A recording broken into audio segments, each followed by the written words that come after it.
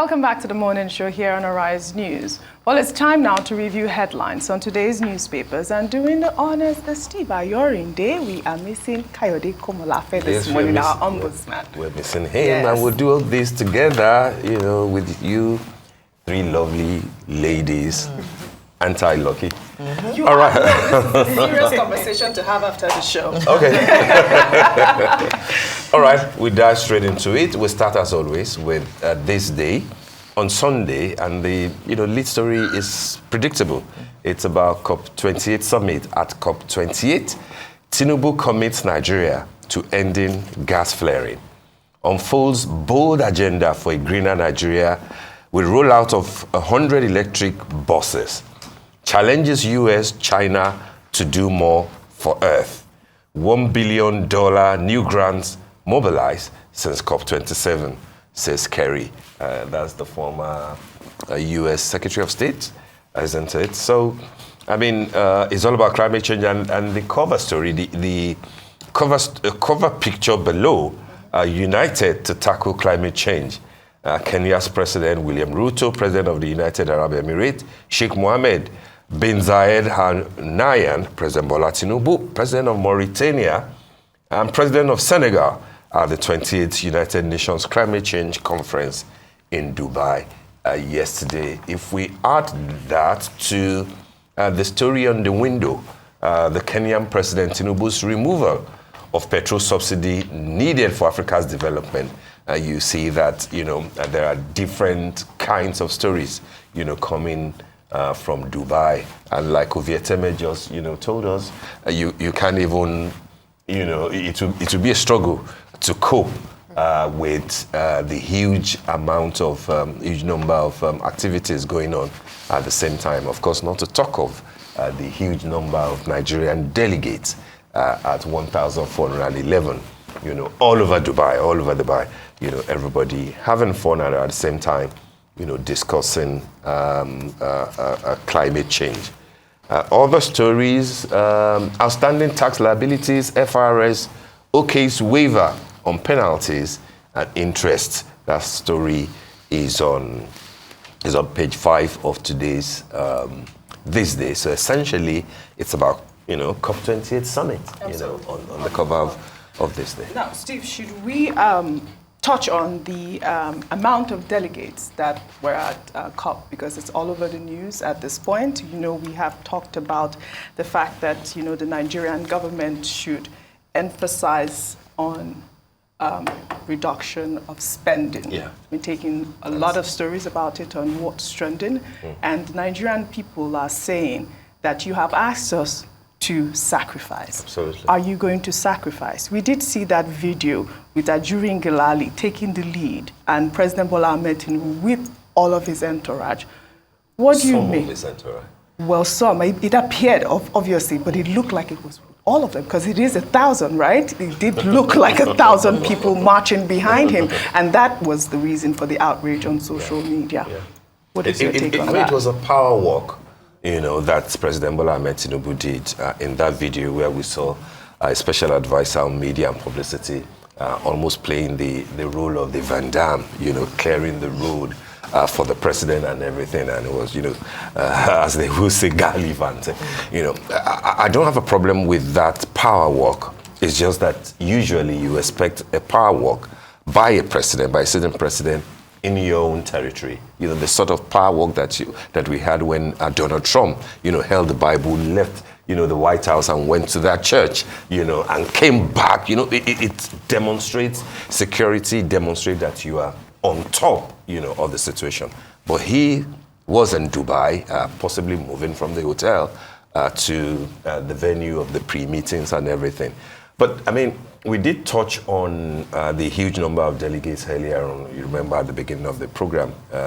It's something that I believe will trend, for the rest of the week, given the names that, we're seeing on that list. There's even the name of, how was it described? Like a confidant, of the president. on that, you know, because there must be a description of... Have you seen the list? I've seen the list. I have not seen the list. Oh, yeah, yet. I saw a list, but it was a bit... I've seen the list. I've seen the list, and there's a breakdown of the list. How many people from the federal government, from which agencies of government, how many from the state, and from some pictures you have seen the governor of Lagos State there, which is Environment Commissioner, which will be in order because we are discussing environment. But there are many people. I mean, look at what we had with Vietnam, you know, George, with Gbenga Komolafe, you know, a regulatory body, and all those people behind him forming like a guard of honor, you know, and you are wondering, that's just one agency, you know, of government, and you have all these people just to go and talk, you know, at, you know, a climate change conference. It's not tidy.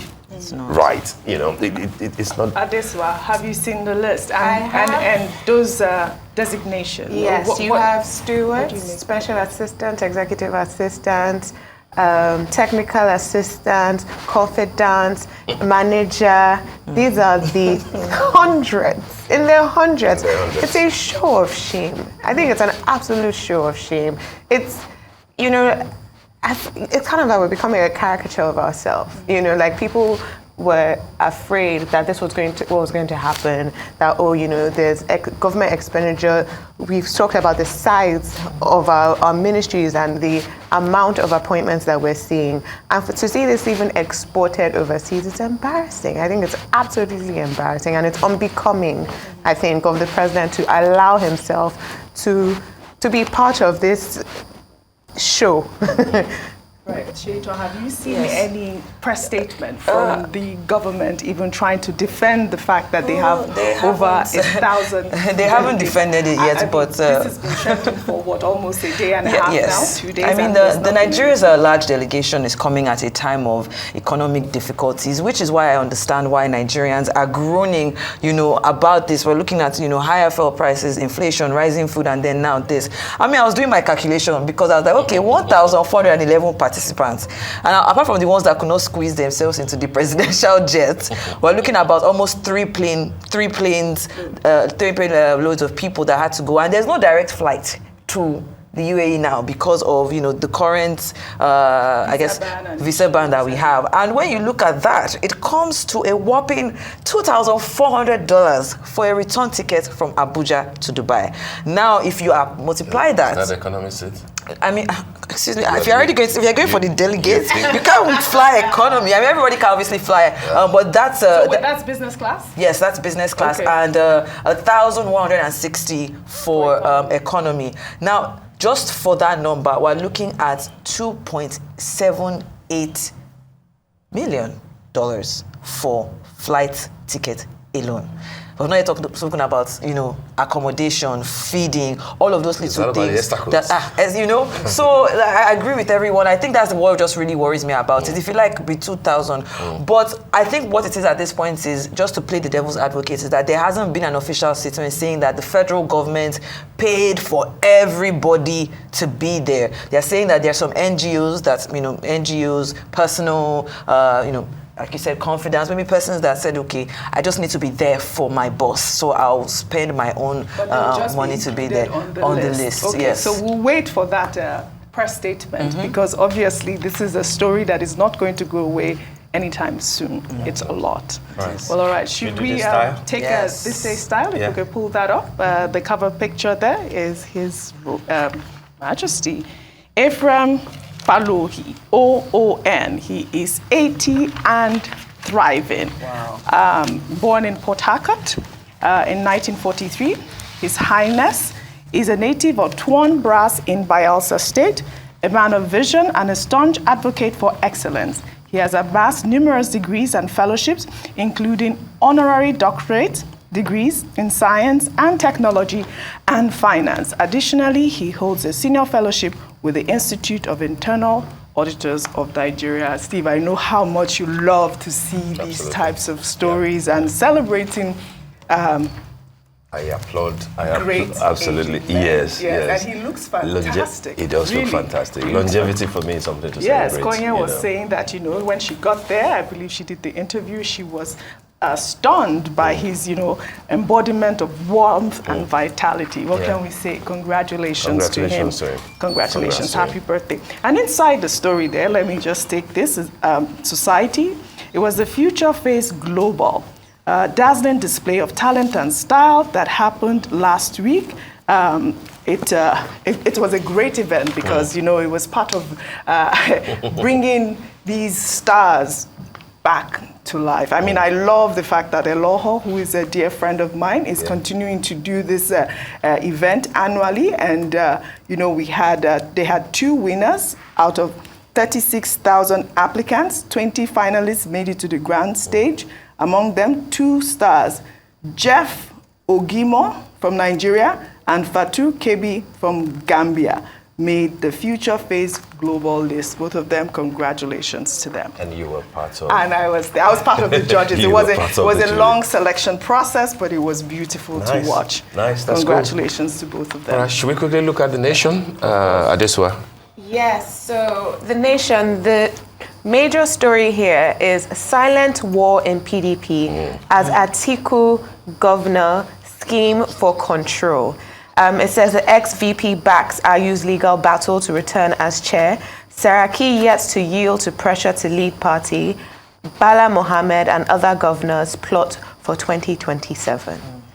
That should be expected. Yes. I mean, PDP lost an election. The battle will start in earnest from, I believe, from the middle of next year. Because 2026 is almost here. A lot of people want to know where they'll pitch their tent. Will Atiku run again? Will he be influential?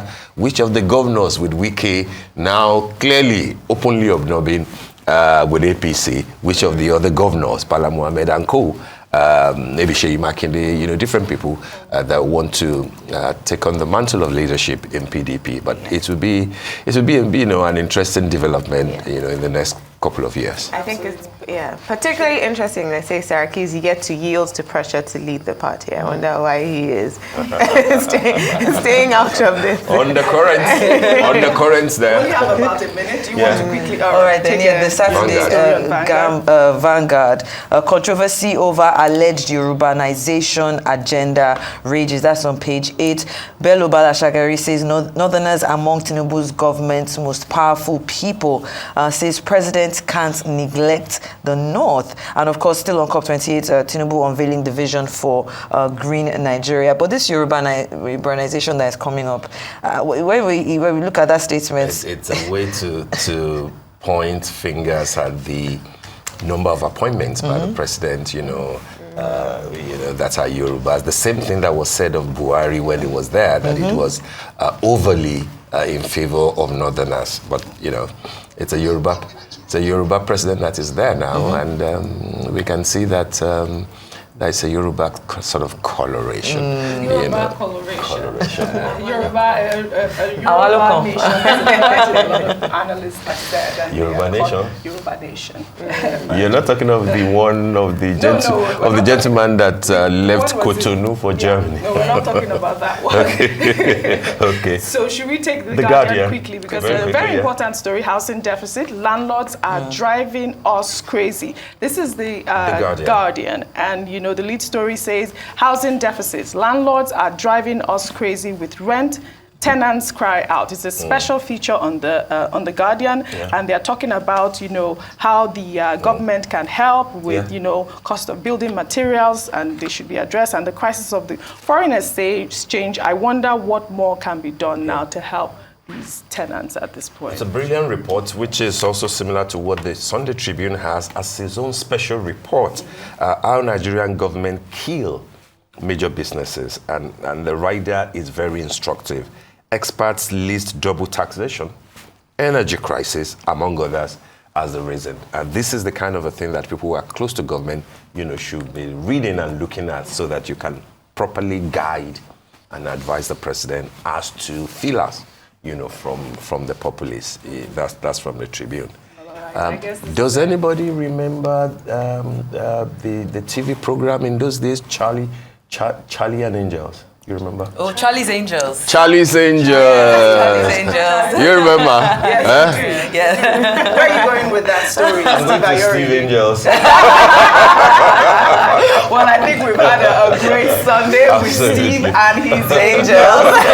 Absolutely. Well, thank you very much. That's a good one. Thank you, ladies. All right, that brings us to the end of the morning show today. Thank you for watching, and do stay safe. I'm Steve Ayorinde. I'm Shaiton Atigari. I am Adesua Giwa Osage. Well, thank you very much for staying with us. I am Oji Okwe, and from your entire team here in Lagos, Nigeria. Enjoy the rest of your morning and, of course, the rest of your day. Goodbye.